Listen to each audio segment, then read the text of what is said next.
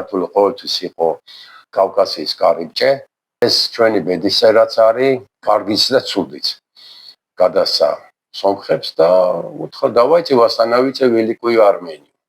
და სულ 7-ოდე ხმით გადაწყდა, რომ დარტყმა მოეხდინა და ბრძოლა მოეხდინა ყარაბაღისკენ და არა საქართველოსკენ. იმდეს მიხვდნენ, რომ მაშინ საქართველოს ჯარი ძალიან სუსტი იყო, სომხებს ამხელა შეიარაღება, ბორჯომამდეც კი ჩამოვიდოდნენ, მაგრამ მერე რუსეთისკენ გზა ჯვრის უღელტეხილზე გადადიოდა.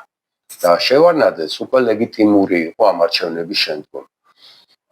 მიუხედავად იმისა, აი წესიერი ადამიანები, მაგრამ პოლიტიკისგან ძალიან შორს რო იყვნენ, ანტიშევარნაძის სულ განწყობაზე იყვნენ.